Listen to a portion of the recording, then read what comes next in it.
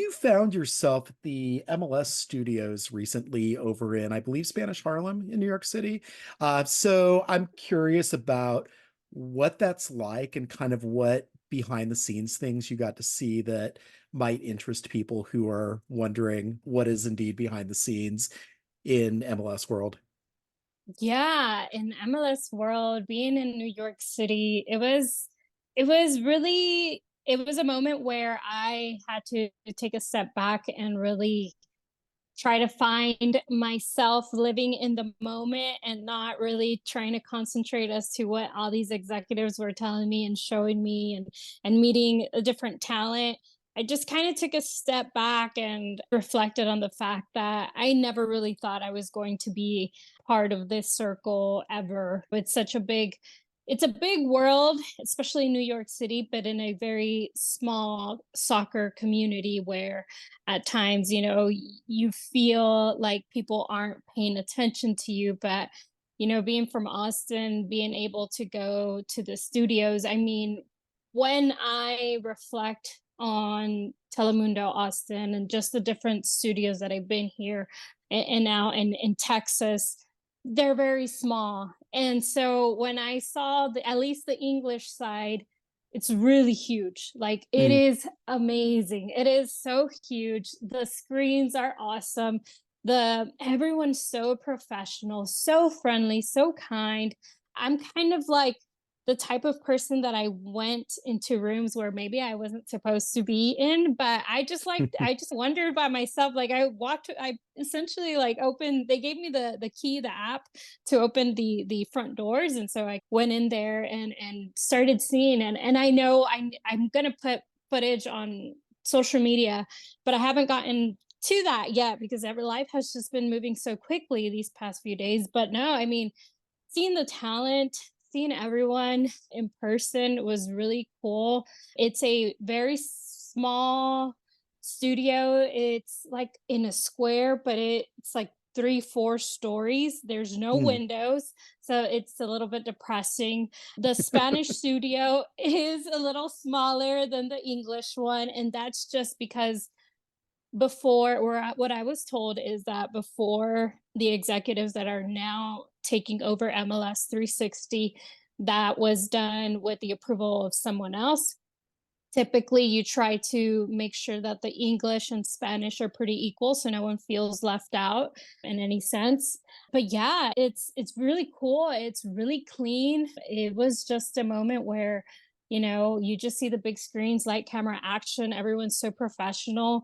Talent is talent. I've been in that position before, and you think that they're perfect and you think that they have one shot and they're good, but sometimes it takes them 2 or 3 times to kind of warm up and do it again. So that's the nice thing about recording. There's some things that I saw behind the scenes that are recorded and they make it look live. So it's very interesting. The team is very small. It's a hardworking team. They really do believe in their product. And it was really exciting to really be there. So yeah, and Harlem is beautiful. Yeah, so overall, was it bigger or smaller than you expected? Oh, it's big. It's big. Okay.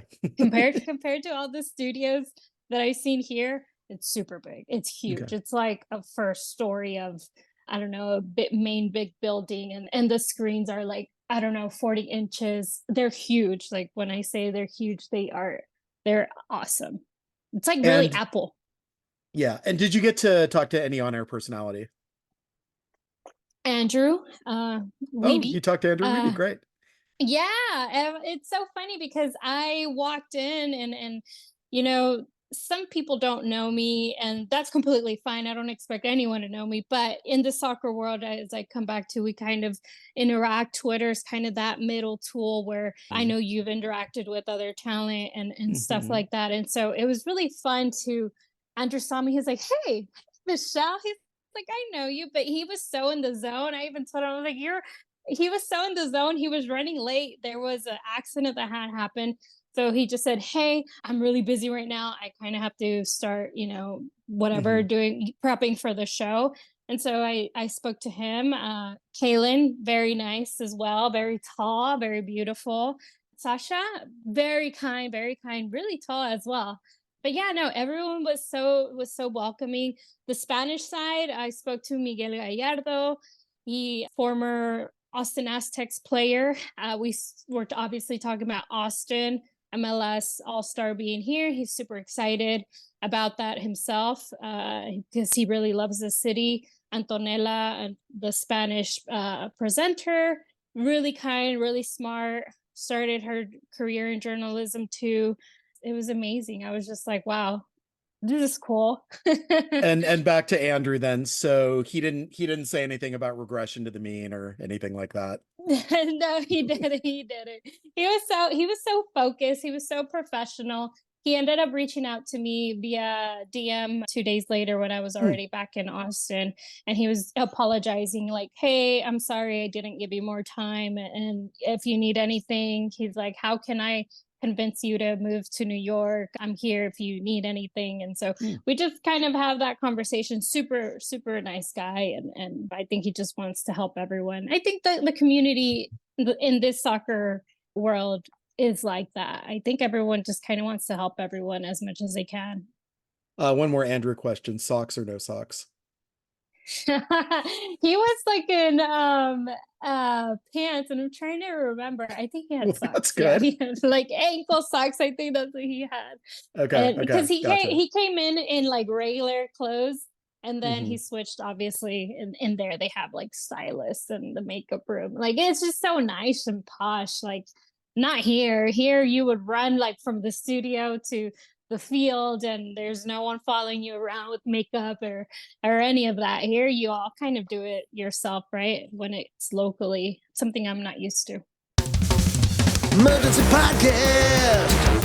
They did a thing, so we gotta talk about it. Emergency podcast. It's an emergency. Emergency podcast. Shut up, hell yeah, shut up, hell yeah, shut up. Emergency podcast. It's an emergency.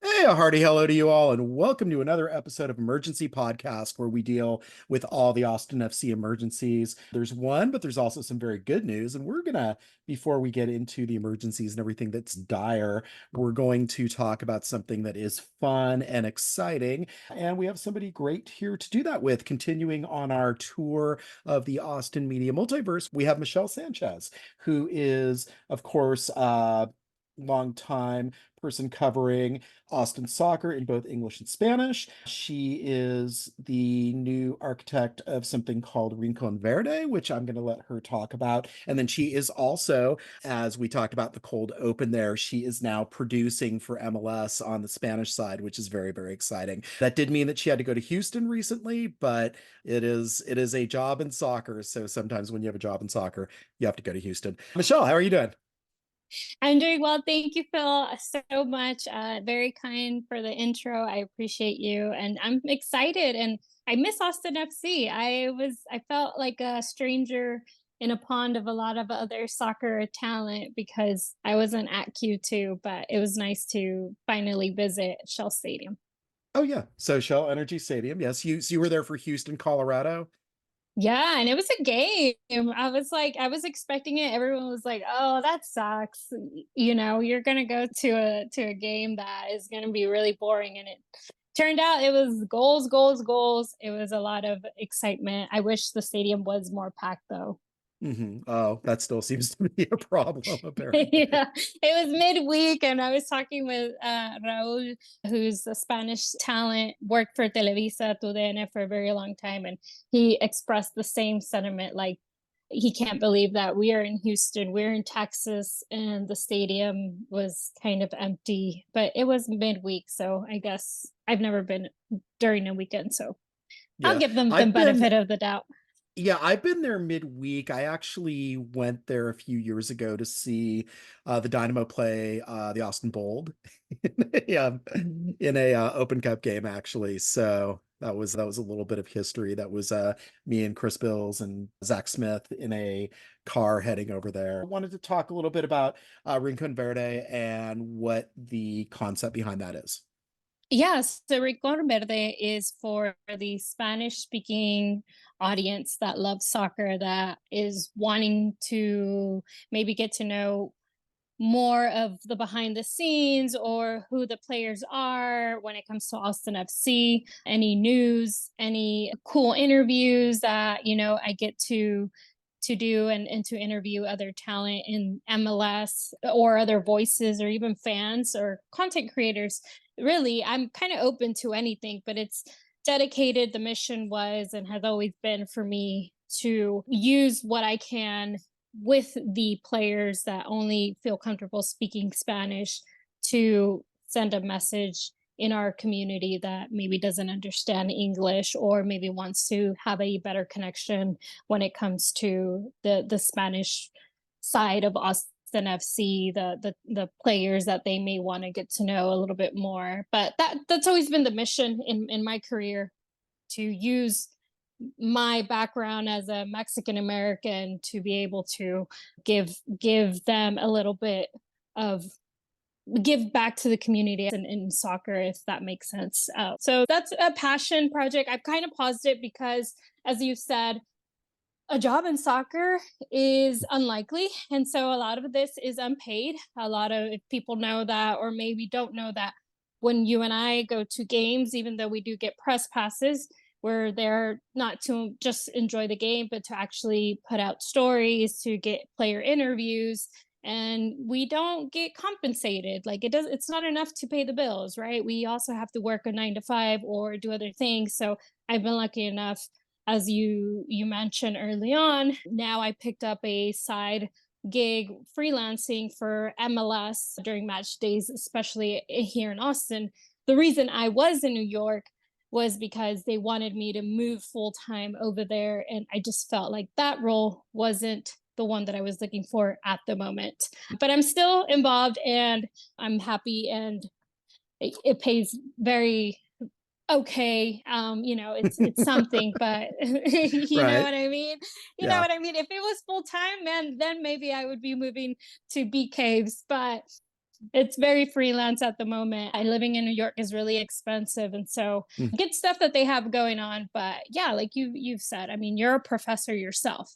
Um, you do this as a Mhm. side gig, Mhm. than Yeah. doing it full time. So yeah, kudos to us. Kudos to Yeah, us, Phil. absolutely. Yeah, yeah. So I did want to also briefly mention, I know that you've also done some bilingual things on social media, which I've really appreciated because, yeah, I mean, I have been, like I think a lot of us, on Duolingo trying to learn Spanish, did not grow up in a part of the world that was Spanish speaking at all. So my mom is French Canadian, so I have Sure. some years of high school French, which have not really served me well, except for, oh, the one day where Musa Jite, when we interviewed him, and I remember, yeah, you hit him with the Je m'appelle Michelle, which is one of the like early kind of phrases that you learn when you are in elementary French, which is awesome. So obviously you've taken some French too.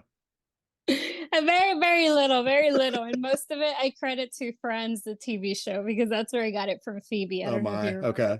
that. All right, so But we're gonna yeah, we're going to segue out of language school a little bit here and get into sure. the exciting news of the week, which of course is Usman Bukari, as we learned his name is pronounced, coming over to Austin FC. As reported, we asked Rodolfo Borrell about that last week. He didn't want to talk about it. Now he wants to talk about it, or at least the club put out the announcement. He's got a quote that's thrown in there along with Bukari. Austin FC released a WhatsApp account and they had the initial video of him greeting fans on WhatsApp exclusively at first, so that So was an interesting choice, but it's good to see him, and he looks like he is a fun, friendly fellow, and it also looks like he is an extremely good soccer player, maybe a side by side with Driussi, the best talent on the team, coming over in immediately when he gets here, of course, in, we expect, visa willing, get here maybe late June, early July. We'll have maybe a chance to train for a little bit, but of course he can't play till after the summer transfer window opens, which is July 18th. So we're looking at possibly, if he's going to be rushed early, which is not necessarily Josh Wolff style, but again, immense talent. July 20th against Charlotte. And then, of course, there are Leagues Cups games. And then there are, of course, the playoff push games that happen starting in late August and moving on to October. So we'll definitely see him in those games, if not before, provided that everything goes well with his move to the States. So, Michelle, just kind of your reactions on him and coming here and what this all kind of means for the club. Yeah, I think this is a step in the right direction for Rodolfo Borrell and how he's going to, invest a lot of money, 3.5 years contract with Mhm. an option for 2028. So this to me tells me that the kids, and he's young, so I consider him a kid. He's 25, very young, a very young adult. He has international experience. He's played in Europe. He's very hardworking. He's very quick. It's something that we kind of seen with Orian, very, very quick. So it seems like, we've heard it from time and time again that Josh Wolff has said, this is not to knock on our players, but they are older. They need faster players. They need younger players. They need a little bit more of a motor out there on the field. So I think this is a step in the right direction, and it's really going to impact, in my opinion, positively when you speak about Driussi and having him next to Driussi, because it can amp his own performance, right? And I think it's just we've seen it time and time again that Austin FC has struggled in the attack. Sometimes they're slower, but they need to have a younger player who has a lot of experience. And it seems like, listening to Moontower, Mhm. he gets minutes, but he needs to get more consistent minutes. Borrell said it: when you're a designated player, this goes back to the Rigoni, you want to have your designated player play in every game, have as much minutes as they can with the club, and not be restrained like Rigoni, where he had that weird clause in there where it was like 11 appearances and it took Rodolfo Borrell by surprise, right? So I think this is great. This is what, he scored against, what was it, Man City as well. I mean, Mhm. Portugal, he's been in the international stage. So he brings experience. We have a really, I want to say, there's a community here that is possibly looking forward to seeing him play and being part of Austin FC. So I think this is when we see on Twitter or other social media and fans say this is the era of Rodolfo Borrell, he's cooking. I think that we will see. Time will only tell, but we'll see how he mixes with the players that Austin FC has now. Yeah, I mean, it's like a 7 to 7.5 million transfer spend. So there's definitely a lot of money that is being invested. Of course, with Rigoni, I think it was 4 million. Driussi, I think, was the record before Bukari. So one Right. thing that I like is that he does seem to be goal minded, and obviously the speed is a plus, but that he also does dish out assists, right? So he's not exactly the playmaking winger that I had hoped for, but he does have those dimensions to his game, it seems.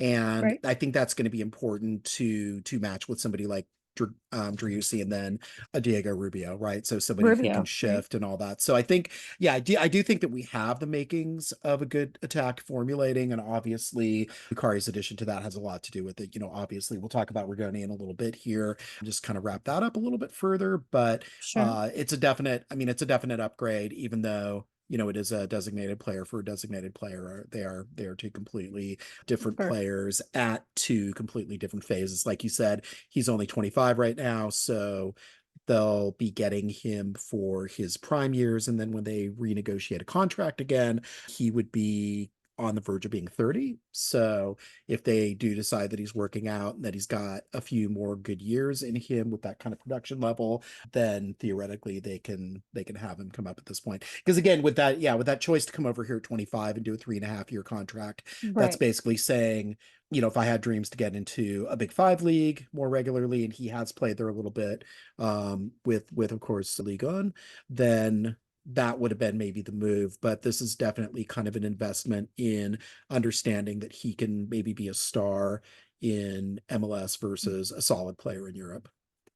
Yeah, for sure. And I'm sure he's already been there. He's been in the jungle of trying to, you know, get minutes in Europe and obviously like with his national team as well. But I think, as mentioned in Moon Tower and just like in general, I think MLS is no longer seen as a quote unquote retirement team. This is where players are actually competing, right? Mhm. And so Austin FC wants to have a squad that's a strong squad, not like, they're currently viewed as the smaller club.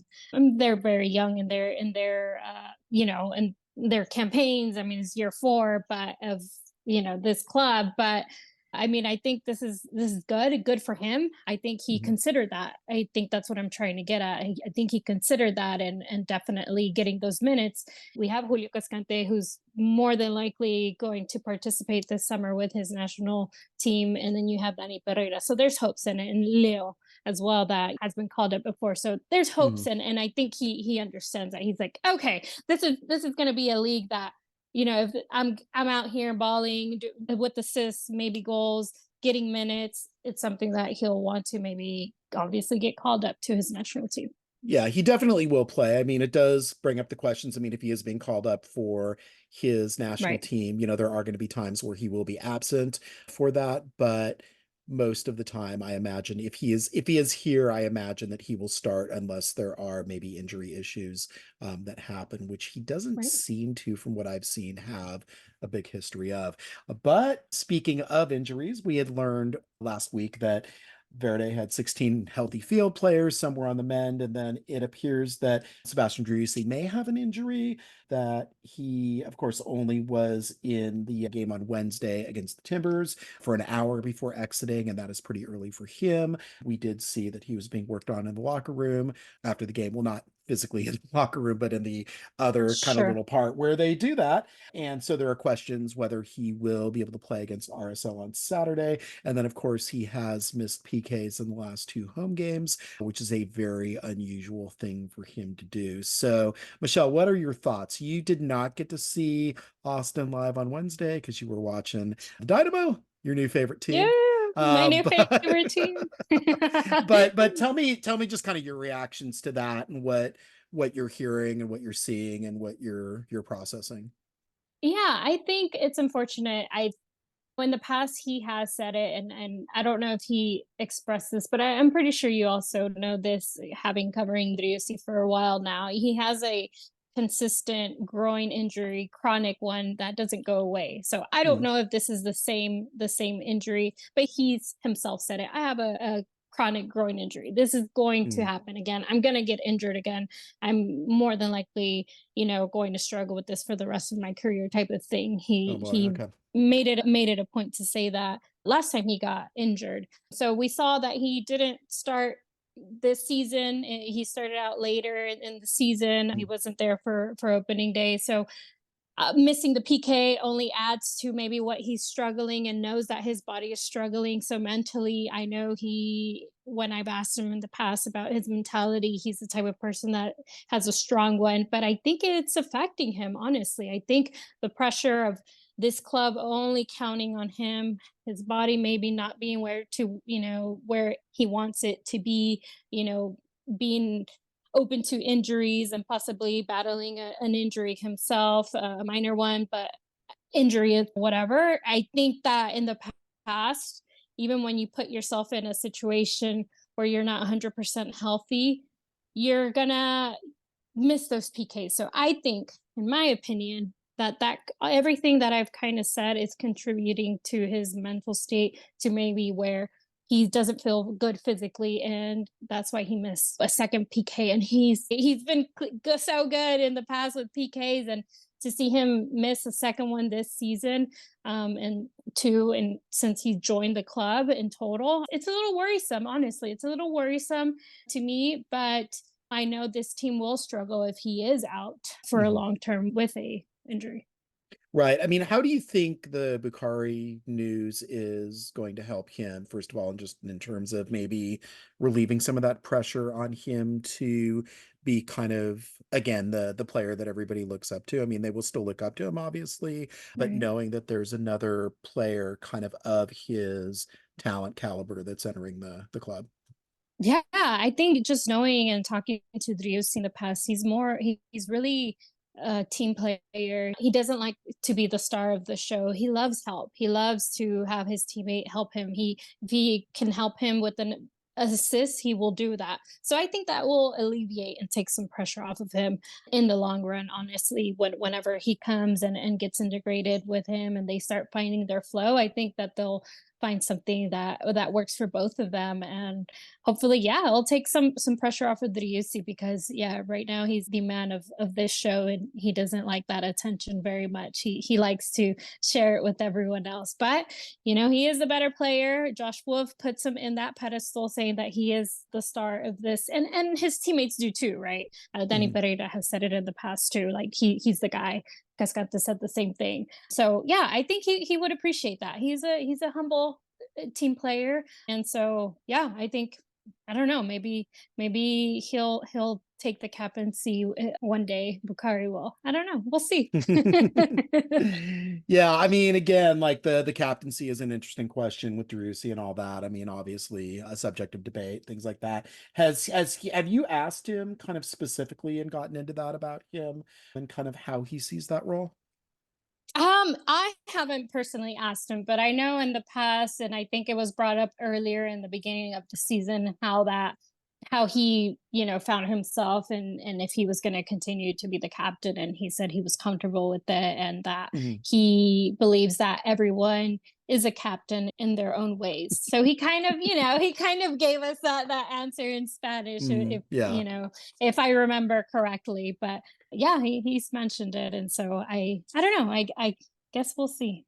Yeah, and I know Zardes was kind of the latest player to come to Driussi's defense after the game on Wednesday. He was talking about Seba scored so many goals for the team and all that. It seems like if he does have something like Miss PK or if he has an off night, that he does seem to get that kind of pass from the other players just because of the contributions that he's made and the think the contributions that everybody continues to expect him to make. But I do think that I do think it's an interesting dynamic now that again there might be at least a kind of short term absence, and then you have it on this kind of uncertain note, right? Where he does, I mean, well, he does get a game winner, a couple games ago, so that certainly helps. But obviously, the goal never comes against Portland. That to me seemed like the most winnable of the three games within the stretch, and it's not going to harpoon Verde's chances to get into the playoffs, obviously,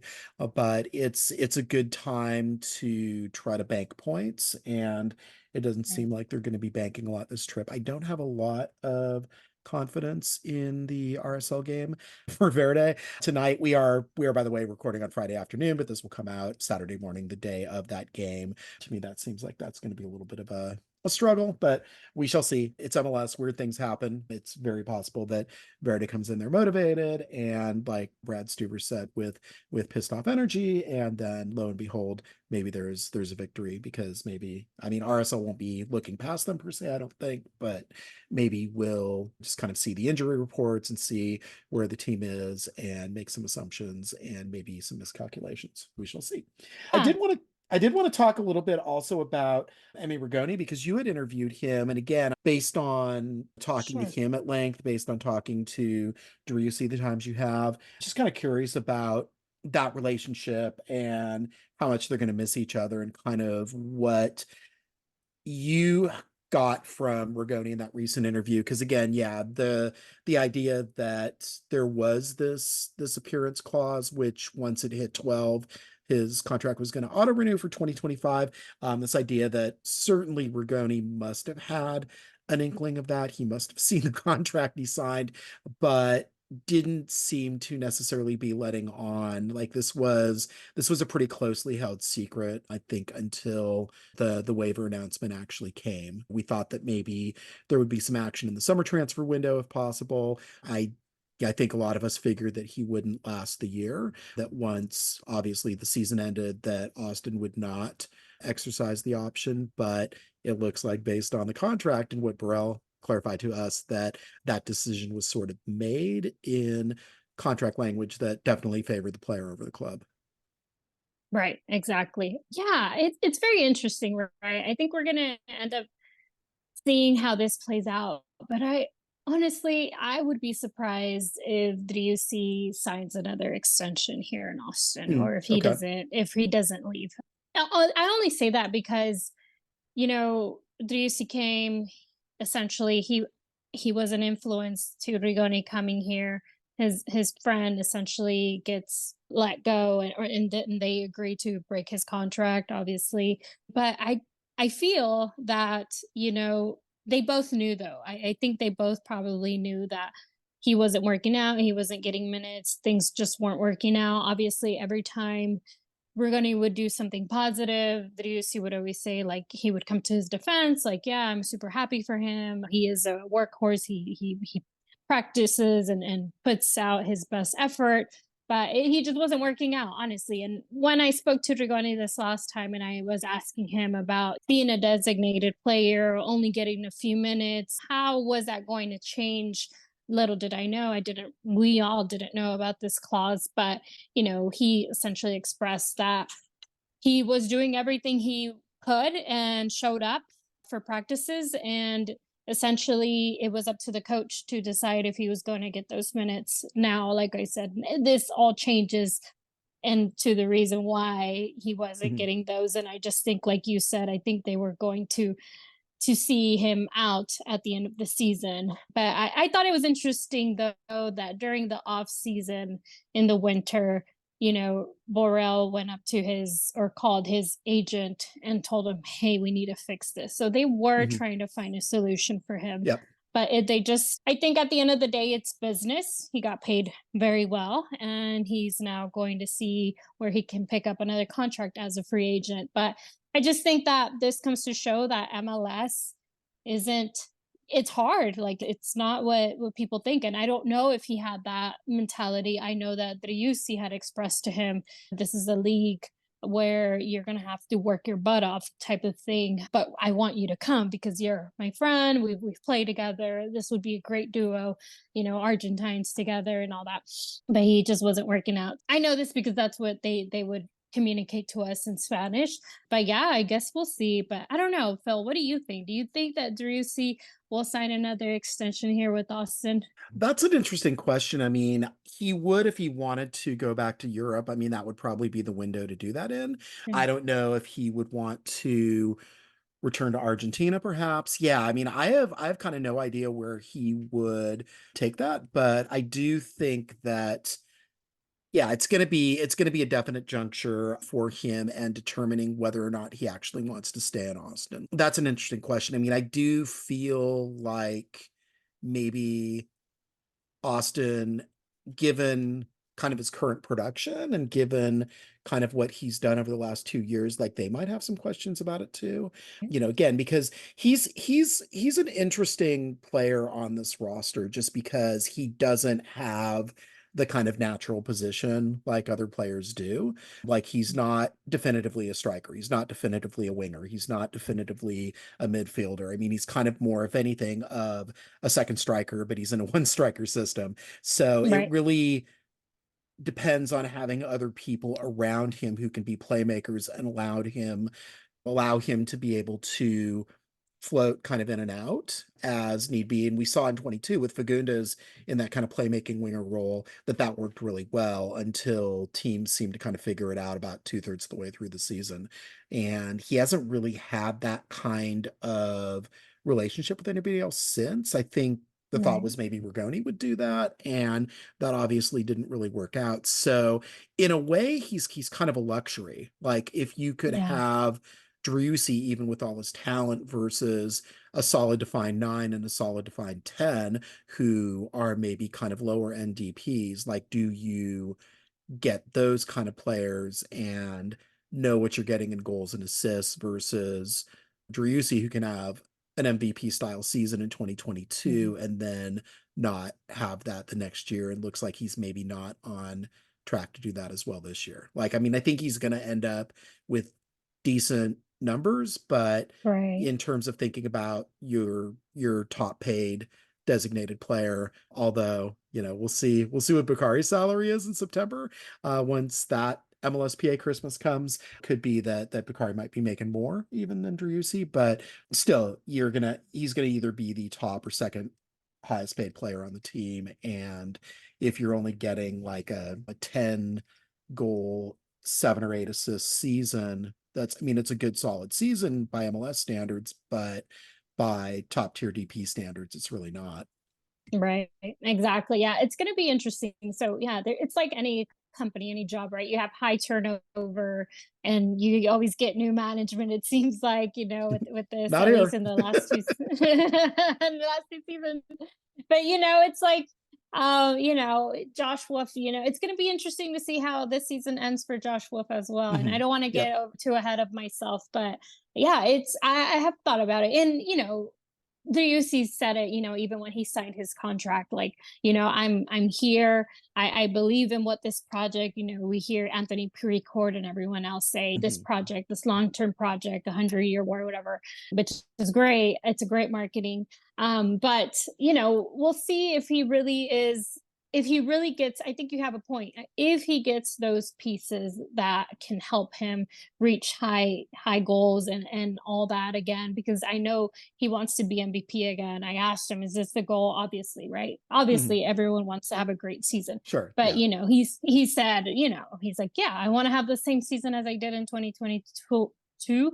But I think when he did open up earlier in this season during preseason about his groin injury and the chronic to that injury, that he was always going to have it. I think he also understands that he needs that help. So it's gonna Mhm. be we'll see. I think he'll do great at any other club, and any other MLS club would love to have him. It's like a Oh, of luxury, course but they would. here Yeah. it's like, yeah, But also the high just performance staff is really good here. So maybe that's right, consideration too. Maybe if he is still sure, dealing with a chronic injury, maybe this is the best right, possible place for him if he is going to stay in MLS, just because he knows he's going to get that level of treatment and can mm-hmm. be relatively healthy compared to if he goes somewhere else, it might be kind of more of a dice roll. Like Yeah. they maybe don't know him as much. And in the last few weeks with Brad Stuver, we've been learning about like all the equipment that they have, the cryotherapy and the hyperbaric chambers and all the technical stuff that they have, and it's quite impressive. There's a lot of money that is clearly going into the equipment that these players are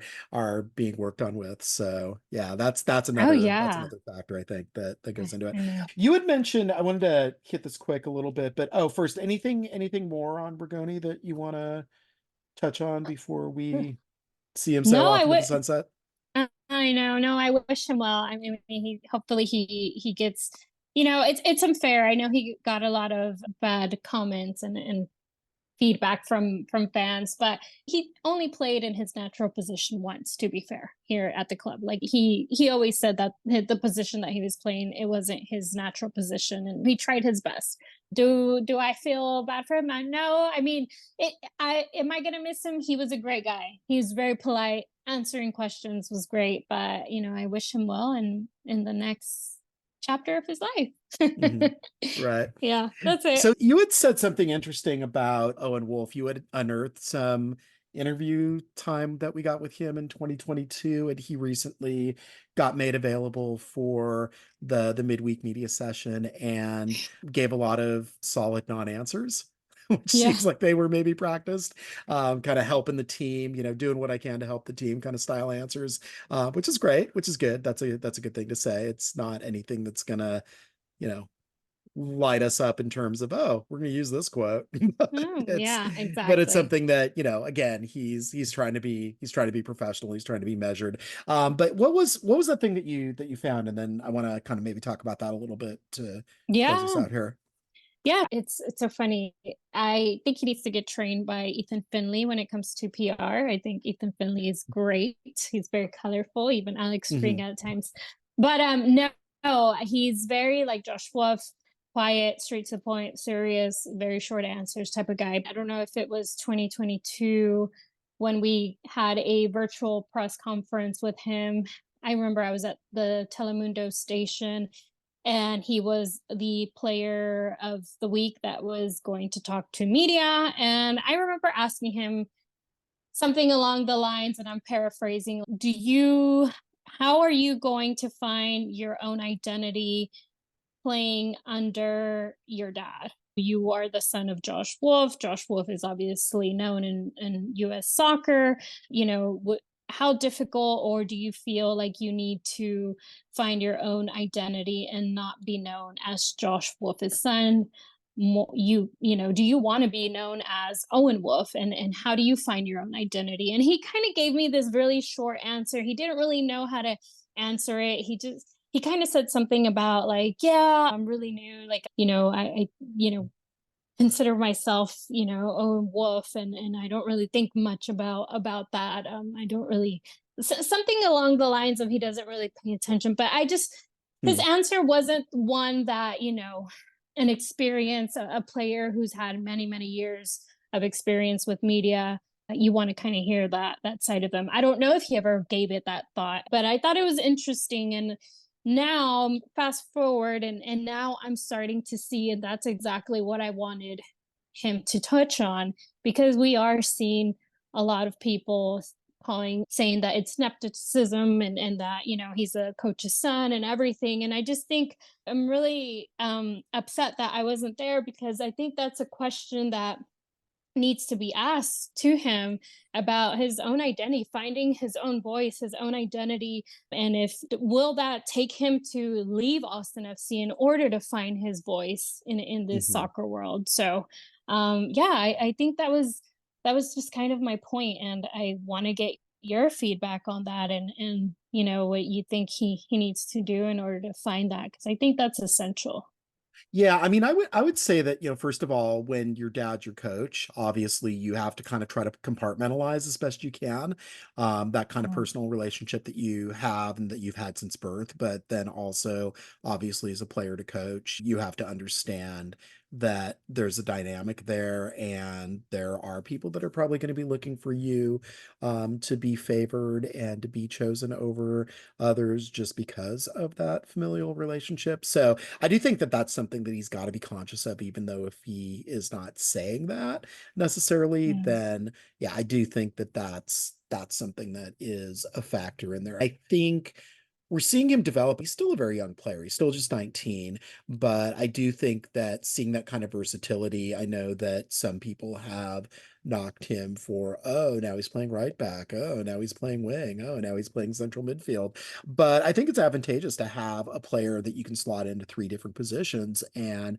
have them perform at the very least an appreciable level, right? So you'll have Right. this player come in, he's not going to screw up, he's not going to make major mistakes, and when you get that kind of level of performance out of somebody who's still developing, who's still learning, then I think that that's positive. Part of it is that this is technically his fourth MLS season, even though he was only in during the tail end of 21, Right. but he's had, two full seasons, but he's had that still as a teenager, and he's still a teenager, and he's going to be a Right. teenager until December 30th. So I mean, it's really kind of amazing to me that you've got a player that's accumulating that level of experience and is still just that young still. So I do think, I mean, obviously, would it help him to go to another team? Absolutely. Yeah, I think Right. just to get different ideas, just to get that kind of different environment in terms of learning things, in terms of adjusting,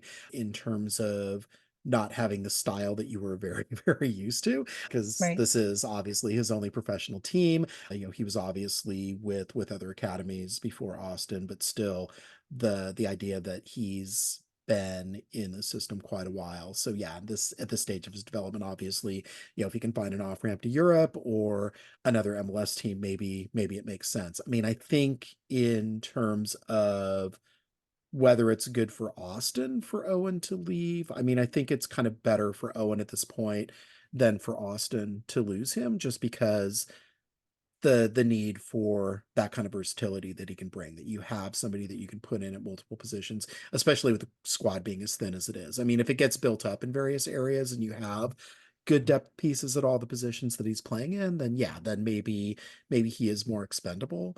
But right now, I think he's, especially when we're seeing these kind of moments in the season where they have thin rosters. The just the fact that you can have him at wing and then you can move him to right back and not have super huge drop off at the right back position, I think is good. I mean, I also wonder if he's I know that there was a lot of scuttlebutt about him looking kind of tired, having some kind of weird body language towards the end of the first half, and then maybe beyond that. So I wonder if he's like dealing with some kind of injury or illness right now. Like I think he was not, I think, having a very normal game for him on Wednesday. And Josh, of Right. course, wouldn't tell us what that was necessarily. Had to do maybe with who was asking the question, but I do think that it is something that certainly people noticed. But it seems like Owen doesn't necessarily get the kind of level of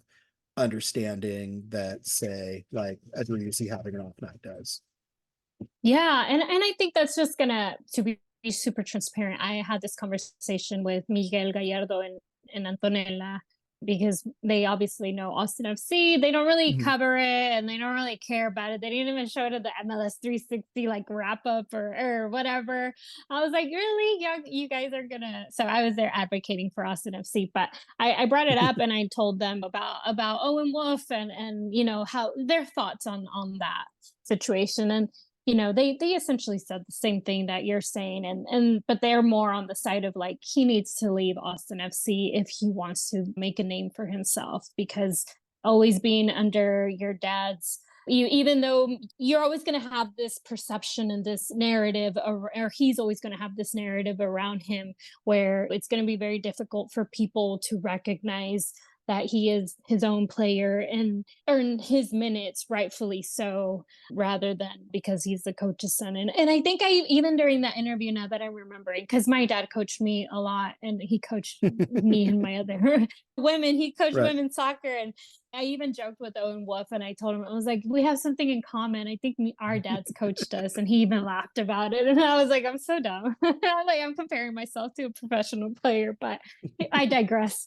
It was just funny, right? But yeah, I mean, I think he is definitely going to be in that little bubble for now, but I guess we'll see. I think it's good and bad when it comes to, you say he's able to play different positions. I think that's great, but I do think that down the road he needs to find his natural position where he feels best comfortable and more Mhm. comfortable. And Yep. that's just like with anyone in talking any careers. We could have all these skills, right, but we definitely need to Mhm. hone in into that specialty. And I think that goes the same way for players that are playing on the pitch. Yeah, there So is also we'll the see. possibility. Yeah, there's also the possibility that Josh leaves before Owen. Yeah, And I I wonder what mean, I happens thought about there. that too. I know I didn't want to say it out loud, but you're saying it out loud. But it's Who possible. knows? Let's say, for example, Josh gets a national team off ramp at the end of this season and Owen's still under contract. I don't know that a new coach would necessarily just move him out of spite. I mean, I'm sure it would be weird, but also that's soccer, right? Like, people that Mhm. you are close to sometimes move on. That's something that we've been hearing in light of the Rigoni news. We're not so far off a bunch of people exiting off this team at the end of 23 that we had grown to know and all that. And that obviously the players and coaches have gotten to know a lot more. So just curious about that dynamic too. Like what would that maybe do if, all of a sudden Josh is no longer coaching this team Yeah. in 2025, and then Owen is still on the roster. Yeah, I guess yeah, that's going to be interesting. That I guess we'll see. We're speaking a lot of hypotheticals, but We are, which is fun. it's just fun. We're playing chess or dice or I don't know, goldfish. But yeah, So where do your MLS travels take you this weekend? so I am here in Austin, so I'm not traveling this week. So I did my traveling last minute on Wednesday. I'm not working this Saturday, so I'll be watching the Austin FC game and hopefully maybe join you guys in the press conference. Oh yeah, yeah, that would be awesome. Yeah. So Yeah. it's a away game, so I'm probably gonna watch it from home. I Mhm. have occasionally tried to get out to a watch party, and I've always felt like Oh, I should be home when the press conference starts, and I should be home in time to do some writing. So especially if I'm trying to file Right. something at the final whistle. So, all right, well, good. Well, thanks so much for being on. Any other kind of things that you want to tell folks or remind folks of, or where to contact you and whatnot? Well, not contact you, Yeah, but I mean, where to find you on the social media. sure. Hey, if you want my number, 512. No, I'm just kidding. Yeah, everyone can follow me, of course, on all social media platforms. I made it simple. It's Michelle S_TV. And yeah, I'm hustling, I'm working, doing all the things. But yeah, for every Austin FC game, for now, I will be working with MLS. And obviously, like I said, they're traveling. So these next two games, very rare that I will travel because I don't want to be a roadie. I like to stay in one spot. It exhausts Mhm. me, honestly. But yeah, it's gonna be a good game. We'll see. I don't know. I have a feeling that they may lose. Colorado, from what I saw in Houston, they put up a fight, and Houston obviously came back. Houston did some really clever subs as well. But Colorado Navarro, he's that guy is just so good. But yeah, I guess LAFC. I'll see you at Q2 for the LAFC match, and we'll be in touch. Thank you, Phil. Thank you. Appreciate it. Take care. Stay tuned for more Austin FC emergencies that we are going to have in future weeks, even next week, which is an off week. Where's Phil? He usually starts this off. He's teaching in San Antonio today. Colby, go ahead and start us off.